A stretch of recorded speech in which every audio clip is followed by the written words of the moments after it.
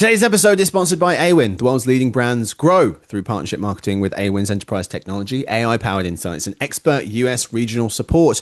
With 30,000 advertisers, 1 million partners worldwide, and more than $20 billion in partner-driven revenue generated last year, Awin helps brands turn partnerships into growth. You can learn more at awin.com/US. Join eMarketers, the Future of Digital Summit on September 15th in New York City. It's coming up for a full day of research, expert analysis, and executive conversations on AI visibility, commerce media, and the future of marketing. If you want some tickets, you can click the link in the show notes.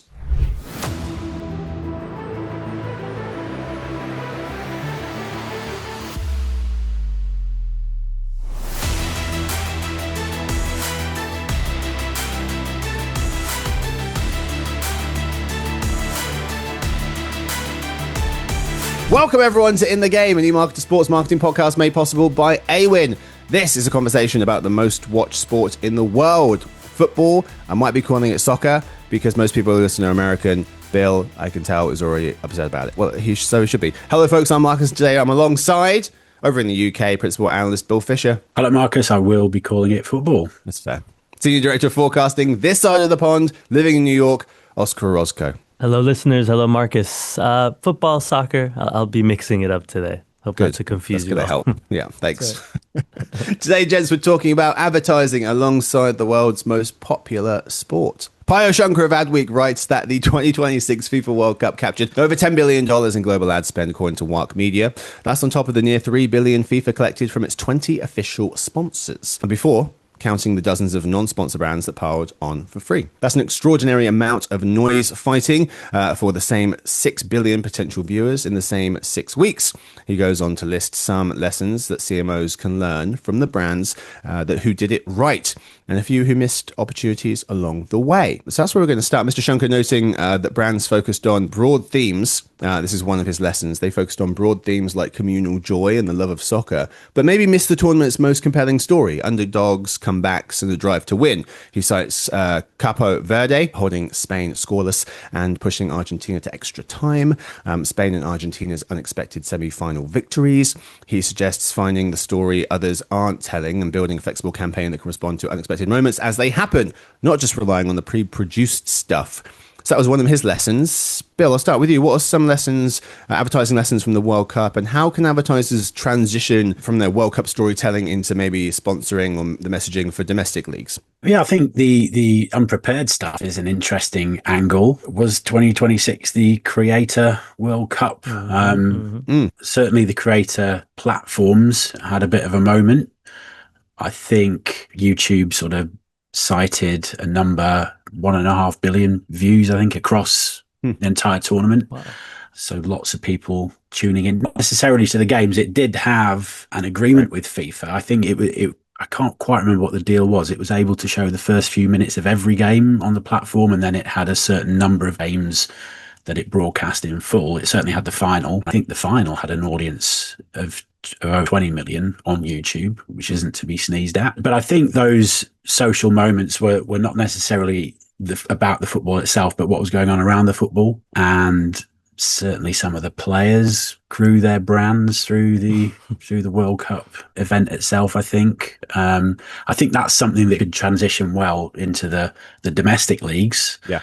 Certainly from a English Premier League perspective, there was a very successful guy, Erling Haaland, who does loads of interesting stuff on socials, and he already covers a bunch of brands in the UK. He's on the Revolut branding. That's one of the banking apps, banking apps in the UK. He does a lot of stuff with Sky Sports already, and then the sports brands. I think he was a Nike person, right? So I think translating the player brands could be important. Because players are increasingly becoming brands in themselves, and again, something I'm sure we'll talk about in terms of how people follow football these days. A lot of people follow players, not teams, more so than the teams. This is a really interesting one. I think players are definitely a natural bridge between the World Cup and domestic soccer. Mr. Shankar, though, of Adweek was making an interesting point, kind of based on what you've just said, which was there's lots of players to choose from, but he notes during the World Cup, everyone seemed to cast the same 8 celebrities. He said Beckham appeared in ads for more than 10 sponsors. Messi showed up in 25% of tournament spots, and it became hard to know which brand featured which player. To your point about Erling Haaland, you maybe don't want to pick someone who isn't everything else, but there are so many football players, soccer players that you could potentially choose. Yeah, I think this is very anecdotal for me, but it seems to be the case across the board. But so many people obviously tuned in, and we saw records being broken. But a lot of that was because of what was mentioned at the beginning here, the social media connection, right? Like the Erling Haalands of the world, these players that you just mentioned that are past superstars, but that still, clearly do well with brands, and new players that we'll keep hearing more about. I mean, a nod to Ferran Torres. He scored the game-winning goal in the final for Spain, and he's doing a tour around the United States and meeting, going on programs, day programs, night programs, giving pep talks at, NFL teams, summer camps, and he's been doing it all. So I think it shows that this is a huge opportunity for players. It's always been the case, but increasingly more and more, and that's what I expect we'll see in future World Cups as well, because it actually will translate to interest when the tournament's over, as the league campaigns start. Paying attention to the rising stars, not just the established superstars. Exactly. As well. One thing I thought was quite interesting was this campaign from Miller Lite. I don't know if they intended to do this, but I think it's quite smart because some marketing items, they aren't tied just to the World Cup. They're tied to football. And if it's tied to football, it is translatable across whatever competition. They had the Miller Time MVP match ball. It's a limited edition, oversized soccer ball designed to hold, I think it's 1.5 times as big as a soccer ball. It's designed to hold a 12-pack of beer. So you can kind of slot your beer cans into this football. It's priced at $19.75, referencing the launch year, 1975. But this is something that you can start selling at any tournament, any domestic league, any football event. So I thought that was an interesting crossover. I thought, thinking of brands, I don't think this was super innovative, and I agree that there maybe were some missed opportunities, although brands did well. Overall it was a success of a tournament from that perspective. But I think the main thing was corporate identity around kind of raw fan culture, right? Just like the passion behind football. I thought Nike had that campaign on Rip the Script, which critiqued these like more polished corporate campaigns, and it just really spoke to like authentic passion behind the sport. And I thought, to me, that was the standout campaign from the whole tournament. Speaking about the kind of fandom of it, Bill, what makes football audiences unique, especially from an advertising perspective? They're incredibly tribal. That's one thing. Yeah. Which can be a positive and a negative. The positive part of that is they're very engaged. They're repeatable. So, when you head into the EPL or any league for the matter that runs for an entire season, they're engaged every day often. And if you are a brand linked with a specific team, you're then engaging with that base incredibly regularly. For 10 months of the year as well. It's a long season. But then the flip side of that is that the tribalism can cause issues. So I'm happy to admit in the past that I've refused to buy products because a rival club endorsed them, right? I'm more mature than that these days. Yeah. But that must happen, right? Yeah. There's a certain element of, it's kind of brand safety, so to speak. Like, if you're sponsoring Arsenal, don't expect Tottenham to buy any of your stuff. I was going to make the same comment.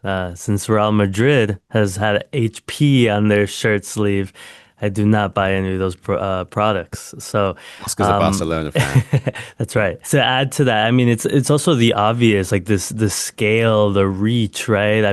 Fans are literally across the globe for some of these top teams, so you can reach anyone, anywhere, and so there really is so much value behind that compared to any other sport. Pinging to a report I saw from Nielsen as well. There was a global sports report from 2025. I found that 67% of global football fans say sponsorship makes brands more appealing versus 54% of the general population. So again, to Bill's point here, if you run the right campaign, the right sponsorship for the right club, this is a long-lasting relationship that will, yield benefits. Yeah. It's also, I thought this stat was stunning, but there's a new generation of fans. This came from the Premier League. So that's the English domestic league, the Premier League. That came from their website. 34% of Premier League followers have become interested in the past 4 years. 1/3 of all the followers started following the league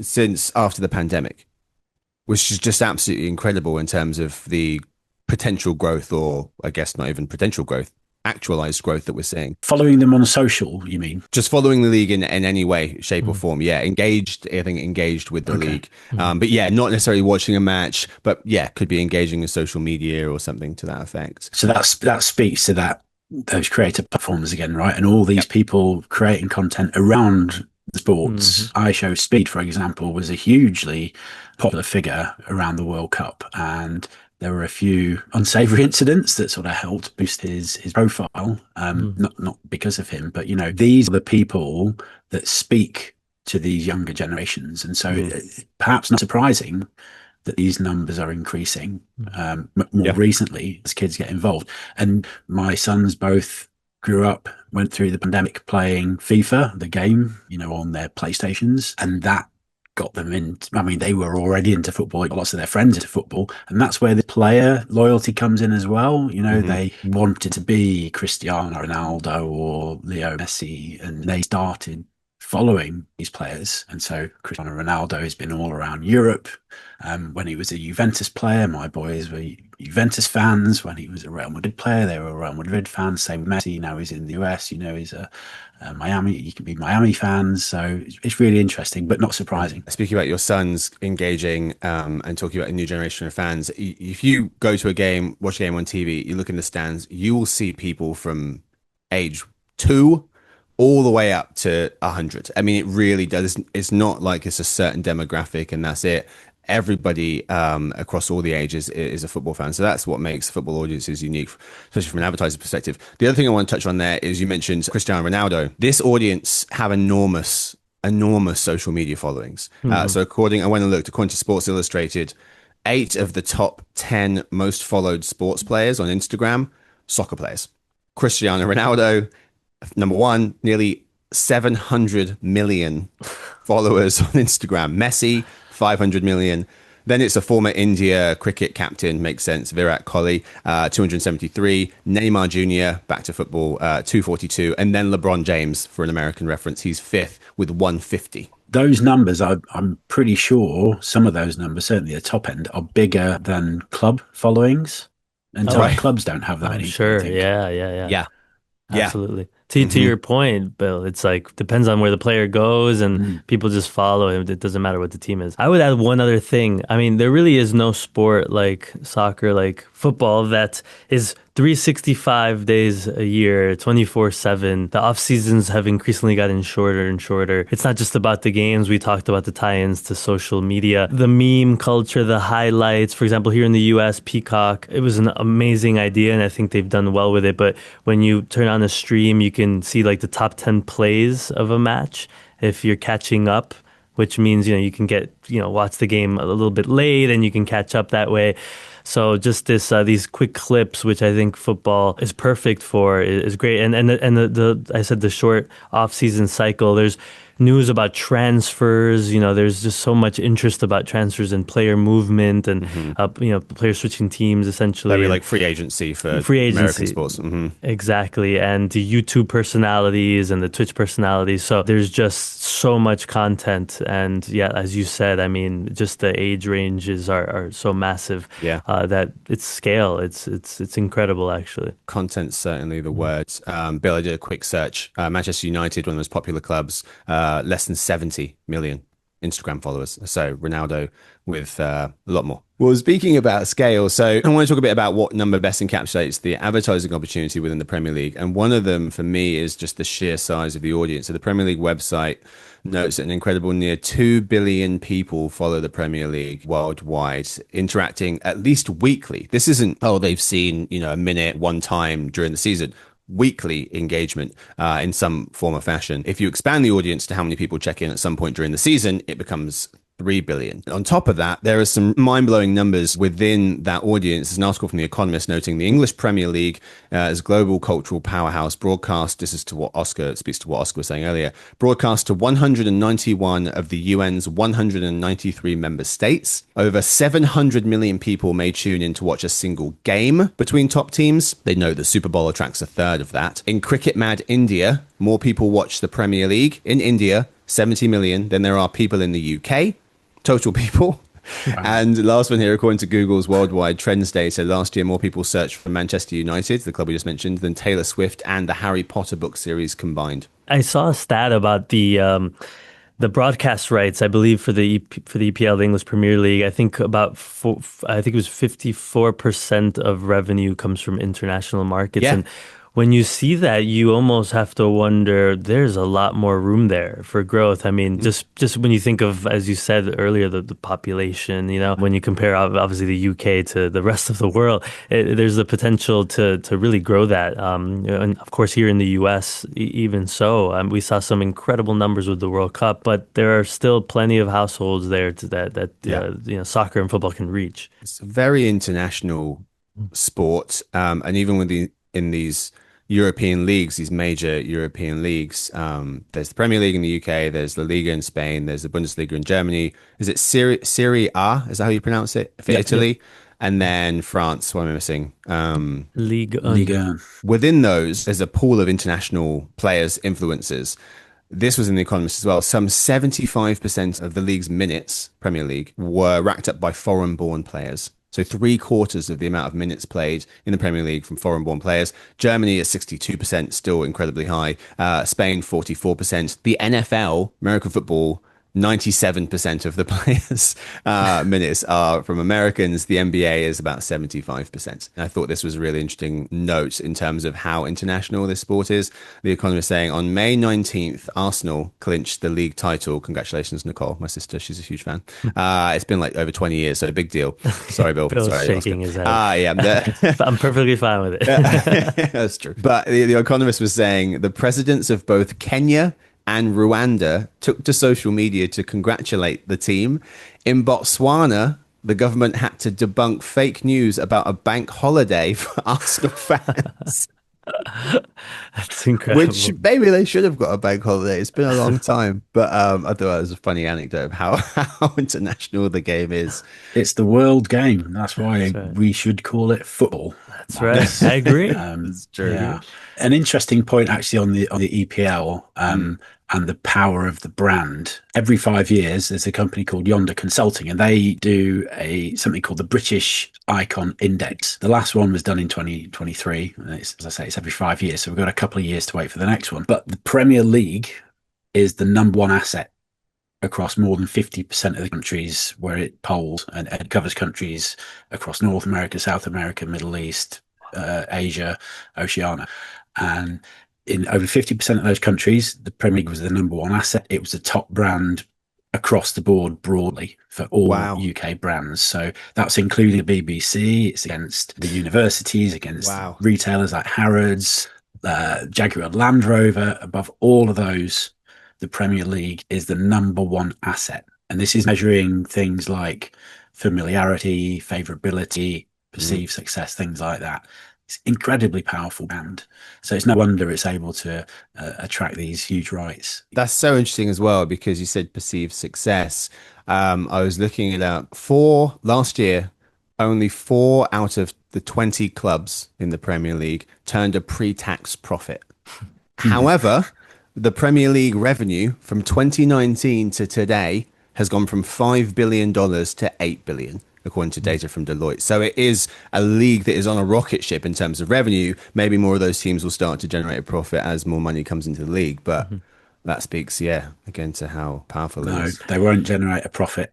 Oh, it's just going to go into player wages. That's probably true, yeah. And some of the owners don't seem to care, right? This is just kind of like a fun thing for them to have Yeah. because more and more billionaire owners in the I league think as it's well. about two-thirds, I was reading, two-thirds of the money goes to play wage. Some of the bigger clubs, it's about 75% of all the dollars goes into paying these guys. Speaking about paying these guys in different clubs, Oscar, any thoughts on kind of the global clubs, the global powerhouses, the Barcelonas who you support, the PSGs, Paris Saint-Germain, the Bayern Munichs, and how they themselves can be a marketing vehicle? A lot of people out there hate to see how the game has evolved a bit, and I guess what I'm saying here is that the top clubs in these top leagues, we do call it the top five leagues in Europe, the ones you mentioned earlier. The top clubs, I mean, they make up most of the revenue, they're the most popular clubs, from a social media standpoint, from viewership numbers to TV rights, all of that. And it's gotten more top heavy. In the EPL, there's the top six teams.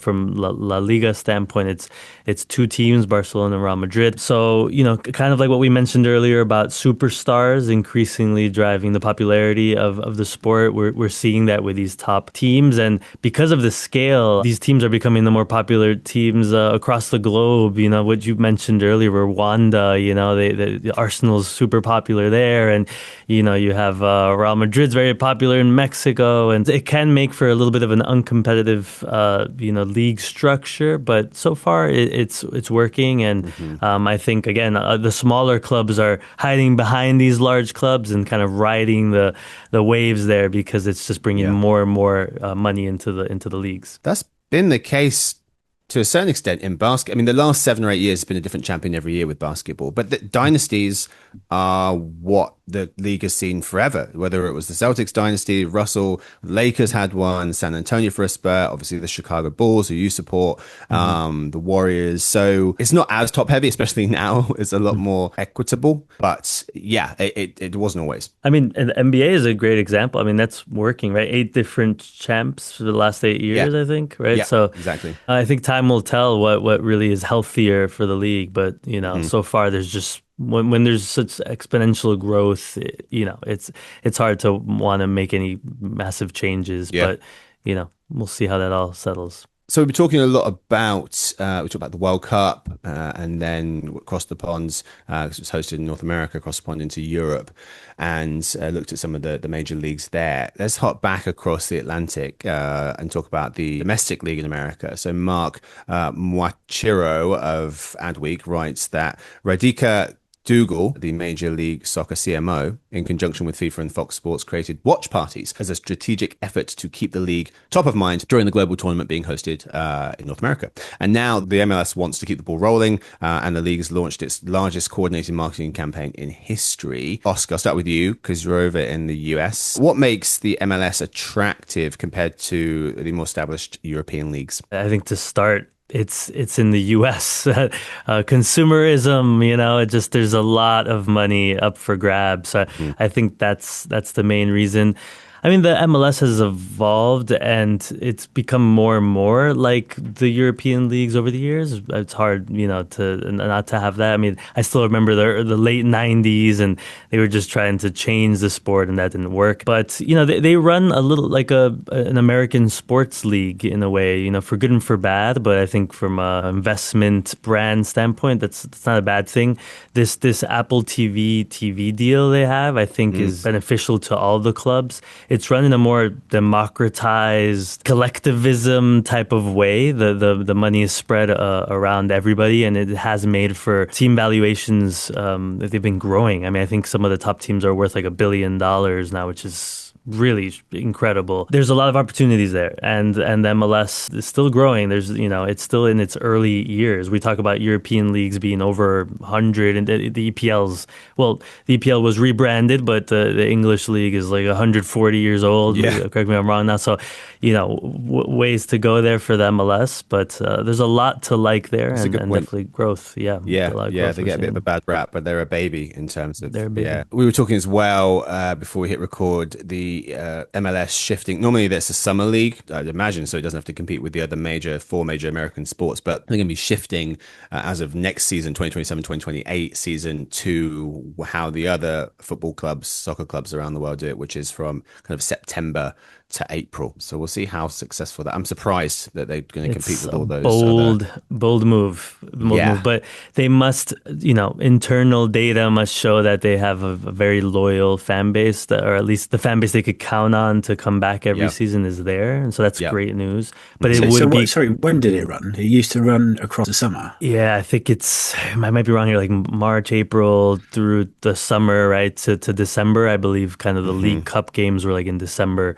So totally off of the European schedule. So what happened during World Cup or the Africa Cup of Nations or something like that? What did they close the league down to allow for that? I was surprised to see Messi already playing like a week after the World Cup. It seemed like Yeah. so they paused it, and then I think Okay. they picked it up really. So I just Yeah. checked. Yeah, Oscar's spot on. So it started in February, runs through till just before basically November, with a pause from mid-May to mid-July. They will have a break for the mid-December, I think, to the start of February. I was reading. There's obviously the Super Bowl going on and a ton of American football playoff games. So they won't be competing with those whilst they're happening, or Christmas Day games and things like that for basketball. So There was a recent survey I saw that showed in the U.S. soccer football was battling with baseball for the top, the third most popular sport in the oh, country. yeah, Right. and that's self-reported. That's they asked, right? I saw that they've asked Americans, "What's your favorite sport?" And Oscar spot on. I think 10% of Americans said soccer, and it was 9% for baseball. Right? It was Yep. that close. Yeah, it was Yeah, super close. Well below, the NFL yeah, and the NBA, but yeah. I mean, just like two, three Shock. years ago, I think it Yeah, was outside the top five. yeah. So, Baseball, America's pastime, as it is often referred. mhm. But pastime just means the way to pass the time, and it seems like that's no longer the case. Last thing I mentioned with MLS, they've done a really good job of trying to use all of that excitement from the World Cup and springboard that into the season. They had a new campaign, Thanks World, we'll take it from here, inviting fans to continue their soccer journey with the MLS. And that Adweek piece I was reading, noting all 30 clubs launching promotional initiatives and special offers to welcome new fans, including First Match on Us from 22 clubs, which provide complimentary tickets to first-time attendees, which I thought was very clever. Let's end with the next World Cup, which is the Women's World Cup. Bill, I'll start with you here. What should we be paying most attention to as our attention turns to the 2027 FIFA Women's World Cup? I'm a big fan of the women's game. I think it's very competitive, very entertaining. The women's game needs to be a little bit careful that it walks before it can run. So what we've seen, if I can just bring things back to England for a moment. So we have the WSL over here, the Women's Super League, and it's doing really well. It's seen a huge increase in crowds. It's seen increase in revenues, increase in advertising revenues coming from the game, but it's hit a blip. So that growth has slowed. And I think what's important with the women's game, and Oscar mentioned earlier how long we've had the old first division, second, third, fourth division in England, over 100 years. The women's game is much younger than that. I think in some quarters there is a desire for the women's game to be on level footing with the men's game. The biggest superstars should be paid the same. They should be playing in the stadia. For an event like the World Cup in the European Championships we had that were held in the UK a couple of years ago, the crowds were huge. But for the domestic leagues, that hasn't been maintained. And so I think it's better for the Premier League women's team versions. So Chelsea have a team, Liverpool, Man United, all league teams have a women's team. It's better for them to play in smaller stadiums and fill them rather than play in 60, 70,000 stadia that are only half or a quarter full. Equally with the commercial aspect of it, build it, but slowly. It's not going to perform as well as the men's version of the World Cup. It won't. And I don't think that's a bad thing. I think it's important. It's not viewed as a failure, but build it slowly. It's growing. In the UK, for example, the grassroots football, so, on the parks around the country, more and more girls are getting involved. I coach a local club. We have girls teams in every age group now. Wow. Oh, cool. It's becoming increasingly popular, and it will grow, but it should be allowed to grow naturally. And that's where success will come from. It shouldn't be rushed. To be honest, I think the WNBA should be used as a model for these leagues, which is It's odd to say, right? But it might be the one situation for soccer where it should look across the pond to see how maybe to grow a women's sports league successfully. I agree. It's not quite there yet. There's a lot. I mean, we're seeing transfer fees of players over €1 million or definitely close to that in pounds in Europe. The women's soccer league here in the US signed a 4-year media deal for $240 million. So there's a lot of money in the sport already. But quickly on the World Cup, I think it's great here in the US. Netflix has the rights, if I'm not mistaken. I think that's super interesting. I think we're going to see some, record-breaking numbers there. I'm a huge fan as well. I've been following for a long time, so I'll be tuning in. And you mentioned it earlier, Marcus, my Spanish roots. I think the biggest theme is Bill, England, Spain. Are we going to get a third final in a row? Spain beat England at the last World Cup.